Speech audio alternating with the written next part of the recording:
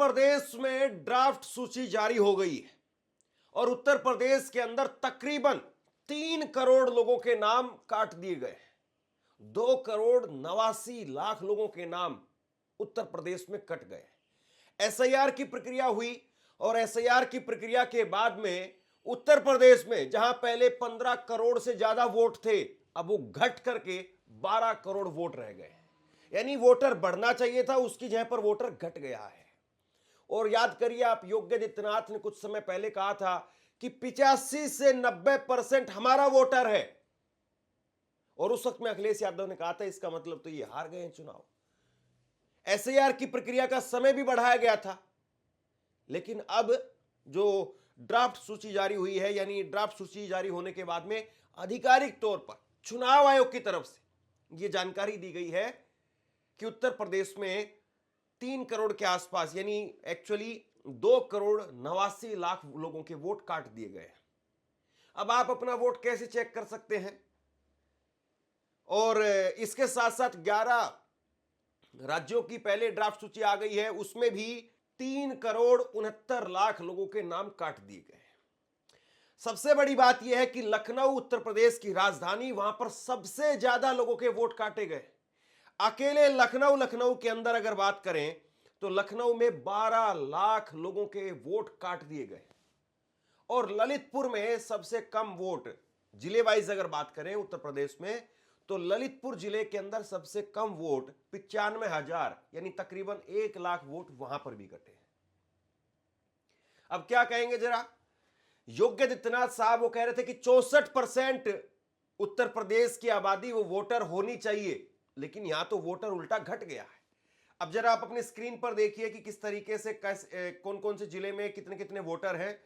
इस वक्त में एसआईआर की लिस्ट में कहा गया है कि उत्तर प्रदेश में 2 करोड़ 17 लाख मतदाता परमानेंट शिफ्ट हो गए। यानी जो 15 करोड़ वोटर थे, उसमें से 2 करोड़ 17 लाख वोटर वो बाहर चले गए, उत्तर प्रदेश को छोड़ करके चले गए। 46,23,000 मतदाता मृत पाए गए हैं। 25,47,000 मतदाता वो डुप्लीकेट है, यानी उनके दो दो आई कार्ड बने हुए थे, यानी ललितपुर में भी था, लखनऊ में भी था। कैसे समझिए? 84,50,000 मतदाता वो लापता हैं, यानी उनका कोई पता ही नहीं चला। 84 लाख मतदाता ऐसे हैं। 9,40,000 मतदाताओं ने फॉर्म ही जमा नहीं करवाया, यानी ये ऐसे लोग थे जो वोट बनवाने के लिए योग्य थे, लेकिन उनका फॉर्म जमा नहीं करवाया गया। अब ये भी संख्या तकरीबन 9.5 लाख है। अब हैरानी की बात यह है कि उत्तर प्रदेश कोई ऐसा राज्य नहीं है कि जहां पर वन क्षेत्र लगता हो, या जहां पर जो दुर्गम पहाड़ी क्षेत्र है, जहां पर लोग ये एसआईआर करने वाले जो जा नहीं सकते हैं। लेकिन 9.5 लाख वोटर या 9.5 लाख लोग ऐसे रह गए जिन्होंने फॉर्म जमा नहीं करवाया। अब जिले वाइज आप देखिए, सबसे पहले तो आप ये डाटा देख लीजिए। एसआईआर से पहले 15 करोड़ 44 लाख मतदाता उत्तर प्रदेश में थे, और अब एसआईआर में नाम काट दिए गए 2 करोड़ 89 लाख, यानी तकरीबन 3 करोड़ लोगों के नाम कट गए। और अब वोटर बच गया है उत्तर प्रदेश के अंदर 12 करोड़ 55 लाख, यानी तकरीबन 12.5 करोड़ वोटर उत्तर प्रदेश में अभी भी है। इसमें मृत पाए गए हैं 46,23,000, और शिफ्ट हो गए हैं 2 करोड़ 17 लाख, डुप्लीकेट है 25 लाख। तो ये उत्तर प्रदेश का लेखा जोखा है। जिले वाइज अगर आप देखें तो जिले वाइज में लखनऊ के अंदर सबसे ज्यादा जो है वो नाम कटे हैं। लखनऊ में पहले, जहां पर लखनऊ के अंदर 3,99,04,535 थे, अब वो घट करके 2,79,04,397 रह गए हैं, यानी 30% वोटर घट गए हैं। उत्तर प्रदेश में हर 100 में से 30 आदमी, यानी हर 10 में से तीसरा आदमी वो है ही नहीं। ये 3 आदमी 10 में से है ही नहीं, 7 के ही केवल जो है वो एसआईआर के अंदर दोबारा से वोट बने हैं। तो सबसे ज्यादा लखनऊ में नाम कटे हैं। इसके बाद में गाजियाबाद में नाम कटे हैं। गाजियाबाद में भी तकरीबन उतने ही नाम कटे हैं। गाजियाबाद के अंदर पहले वोटर थे 2,83,07,991, और अब घट करके हो गए हैं 2,19,852, यानी 28.83% यहां पर वोट कटे हैं। ऐसे बलरामपुर में भी वोट कट गए हैं, तकरीबन 25% वोट बलरामपुर में कट गए हैं। बलरामपुर में 1,58,00,000 पहले वोटर थे, और अब घट करके 17 लाख जो है वो वोटर अब रह गया है वहां पर।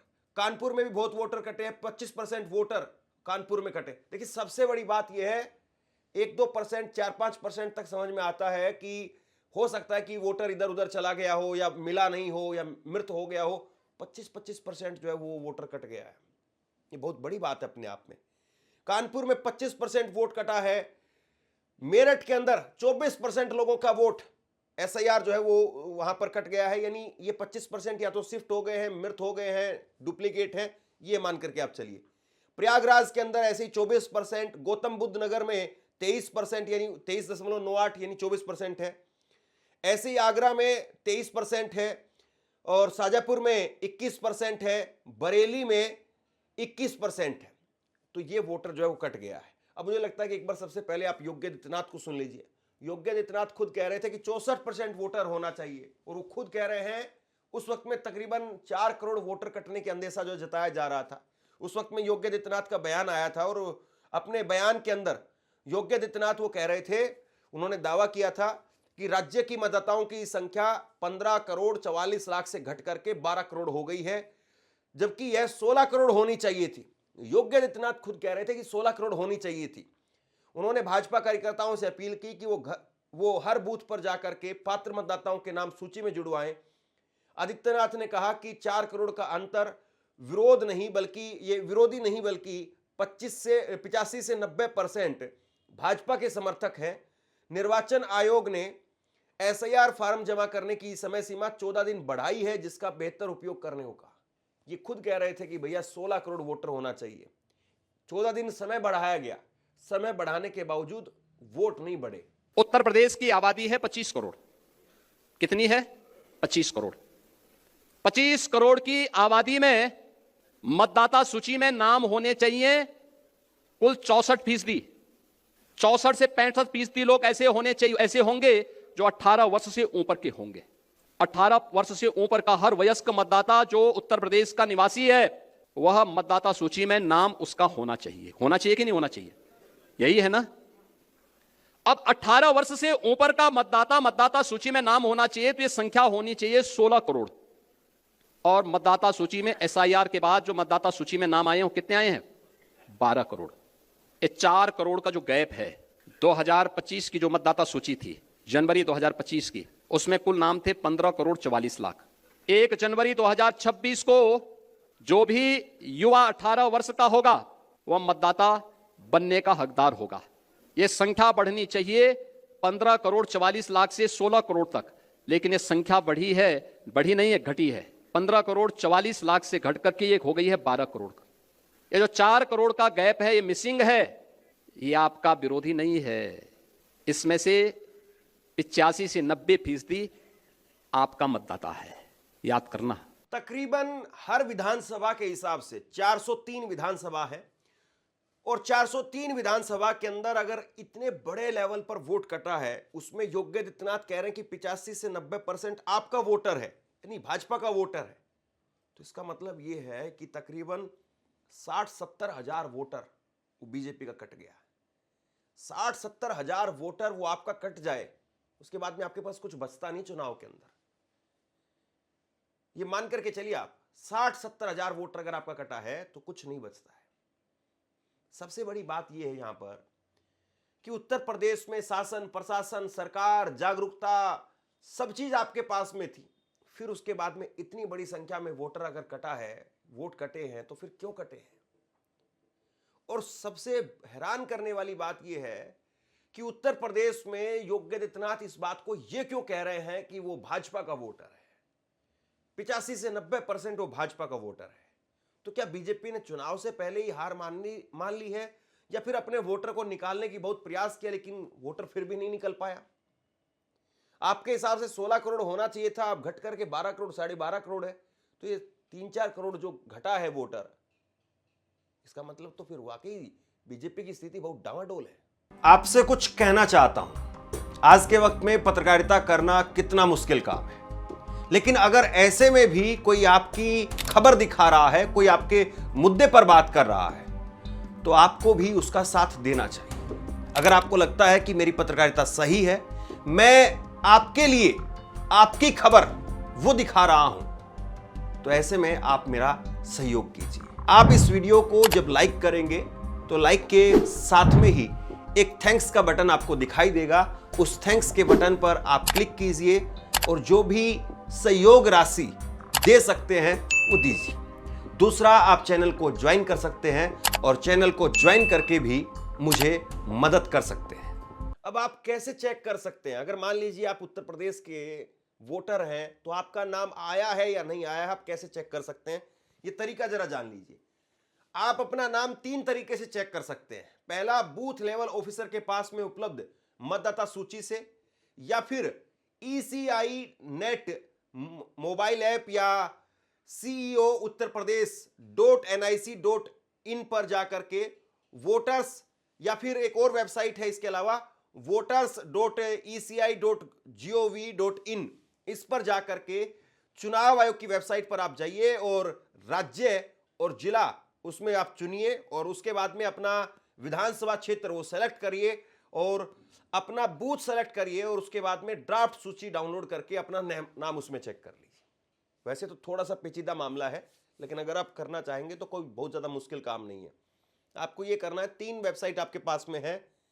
इसमें CEO Uttar Pradesh .nic.in, voters.eci.gov.in, इन वेबसाइट्स पर आप जाइए और जाकर के वहां पर आप डालिए। अगर आप उत्तर प्रदेश का चेक करना चाहते हैं तो उत्तर प्रदेश डाल लीजिए, अगर आप बंगाल का चेक करना चाहते हैं तो बंगाल डालिए। वो डालने के बाद में अपना जिला डालिए। जिला डालने के बाद में फिर उसके अंदर आप जो है वो विधानसभा अपनी सेलेक्ट कीजिए और विधानसभा सेलेक्ट करके बूथ सेलेक्ट कीजिए कि आपका बूथ कौन सा है और वहां पर जाकर के आप चेक करिए। यानी इसमें भी थोड़ा सा आपको मशक्कत करनी पड़ेगी, लेकिन अगर आप ढूंढेंगे तो आपका नाम मिल जाएगा। और अगर आपका नाम नहीं है, आपने ढूंढ लिया, फिर आपको क्या करना है? ड्राफ्ट सूची के अंदर अगर मतदाता सूची में नाम नहीं है तो फिर क्या करेंगे? आपको फॉर्म 6 भर करके अपना नाम जुड़वा सकते हैं। नए मतदाता को फॉर्म 6 भरना पड़ता है। अब देखिए, कोई भी मतदाता होता है, 18 साल से ऊपर हो गया है या कोई नया मतदाता किसी राज्य के अंदर जुड़ना चाहता है तो उसको फॉर्म 6 भरना पड़ता है। तो आप फॉर्म 6 भरेंगे और दोबारा से देंगे। कौन कौन सा फॉर्म भर सकते हैं? क्या ऑनलाइन भी कर सकते हैं? ये भी सुन लीजिए। फॉर्म 6A, 7 या 8 का भी ऑप्शन है। आप चाहे तो फॉर्म नंबर 6, 7 और 8 ये भर सकते हैं। विदेश में रहते हैं और अपना नाम जुड़वाना चाहते हैं तो फॉर्म 6A आपको भरना पड़ेगा। नाम हटवाना है तो फॉर्म नंबर 7 भरना पड़ेगा। अगर आपको घर का पता बदलवाना है या उसमें सुधार करवाना है तो फॉर्म नंबर 8 आपको भरना पड़ेगा। और ऑनलाइन जो है वो वेबसाइट्स पर आप जाकर के वहां पर भी ये फॉर्म भर सकते हैं। ये आवेदन पत्र कहां मिलेंगे और कहां आपको जमा करने हैं? बूथ लेवल अधिकारी तहसील में मतदाता पंजीकरण केंद्र में VCR या website CO Uttar Pradesh .nic.in पर ये आवेदन मिलेंगे, वहां से आप डाउनलोड कर सकते हैं। फॉर्म भर करके बूथ लेवल अधिकारी तहसील में VRC पर जमा कर सकते हैं। और इसके अलावा ECI नेट मोबाइल ऐप या voters.eci.gov.in पर आप ऑनलाइन जाकर के भी आवेदन कर सकते हैं। थोड़ा सा मुश्किल काम है, लेकिन आप कर सकते हैं। और अगर आपको नहीं आता है तो आप किसी साइबर कैफे के थ्रू जा करके उसके जरिए भी जो है आप मदद लेकर के और वहाँ से भी इस तरीके से आप ये अपना फॉर्म ऑनलाइन भी जमा कर सकते हैं। लेकिन सबसे बड़ा सवाल, आप हैरान रह जाएंगे, मैं आपको एक वीडियो दिखाने वाला हूँ। कांग्रेस के बड़े नेता हैं, कद्दावर नेता हैं गुरदीप सप्पल, और गुरदीप सप्पल वो कह रहे हैं कि भाई मैंने सारे डॉक्यूमेंट सब कुछ दिया था लेकिन मेरा नाम कट गया। गुरदीप सप्पल कांग्रेस के कद्दावर नेता वो कह रहे हैं कि मैं रोजाना चुनाव आयोग जाता हूं, कार्यालय जाता हूं, मैंने डॉक्यूमेंट्स दिए थे, उसके बावजूद मेरा नाम कट गया और पूरे परिवार का नाम कट गया। यूपी की आज जो SIR प्रक्रिया चल रही थी उसकी वोटर लिस्ट आज रिलीज हुई है और आपने एक ट्वीट करके एलिगेशन भी लगाया है कि वोटर लिस्ट से आपका और आपके परिवार का नाम गायब है। क्या कहना चाहेंगे उसको लेकर? ट्वीट करके मैंने एलिगेशन नहीं लगाया, ट्वीट करके मैंने बताया कि मेरे जैसे व्यक्ति का नाम भी कट गया जिसके पास सारे डॉक्यूमेंट थे, जो एक अनजान चेहरा अपने एरिया में नहीं था, जो SIR पे चुनाव आयोग से मुलाकात कांग्रेस पार्टी के बिहाफ पे कर रहा था कि SIR में गड़बड़ी है। ऐसे व्यक्ति जिसका 2003 की वोटर लिस्ट पे भी नाम था, जो जो डॉक्यूमेंट चुनाव आयोग कह सकता है, चाहे वो पासपोर्ट हो, चाहे वो बर्थ सर्टिफिकेट हो, चाहे वो 10th का सर्टिफिकेट हो, चाहे वो गैस का बिल हो, चाहे वो बैंक खाते का हो, सारे पेपर्स हैं। इसके बावजूद पूरी फैमिली का नाम कट जाता है। तो चुनाव आयोग बार बार ये कह रहा है कि एसआईआर में कोई भी एलिजिबल व्यक्ति का नाम नहीं कटेगा। हम कह रहे हैं कि आपने किस आधार पर नाम काट दिया। और ऊपर से तुर्रा ये कि चुनाव आयोग ये कह रहा है कि 2 करोड़ लोग जिन्होंने घर शिफ्ट किए, उन्होंने कागज जमा नहीं किए, उनका नाम कट गया। यहां तो कागज भी जमा किए थे, कागज जमा करने के बावजूद नाम कट गया है। और ये सिर्फ मेरी कहानी नहीं है, 2 करोड़ तो उत्तर प्रदेश के अंदर और देश भर के अंदर अन्य कई करोड़ लोग ऐसे हैं जो जेन्युइन वोटर्स हैं, जिनके पास सारे डॉक्यूमेंट्स हैं, लेकिन इस प्रक्रिया में हमारा अधिकार छीन लिया गया। सर, चुनाव आयोग ने ये भी कहा है कि जिन लोगों के वोटर लिस्ट से नाम गायब है, उनको 1 महीने का समय दिया गया है, वो लोग रीअपील कर सकते हैं और वोटर लिस्ट में अपना नाम जुड़वा सकते हैं। बिल्कुल, इसमें 2 सवाल हैं। एक, जब 2 करोड़ लोग ऐसे हैं जो शिफ्टेड कैटेगरी में आते हैं, अब आप ये उनमें से अधिकांश जेन्युइन होंगे, ये हम मान के चल रहे हैं, तो वो 2 करोड़ के करीब लोग, वो ईआरओ यानी कि एसडीएम होता है उत्तर प्रदेश के अंदर, तो वो 2 करोड़ लोग एसडीएम से अपॉइंटमेंट मांगेंगे। एसडीएम उनको टाइम देगा, फिर वो यात्रा करके एसडीएम ऑफिस जाएंगे और फिर वो सारे कागज जमा करेंगे, फिर उन कागजों की जांच होगी और ये सब 1 महीने के अंदर होना है। कितने लोगों तक ये जानकारी पहुंच जाएगी, कितने को अपॉइंटमेंट मिल जाएगा, और फिर ये पूरी प्रक्रिया आपने जो उलझाने की है, इसकी जरूरत क्या थी? और इसके बावजूद नहीं होगा।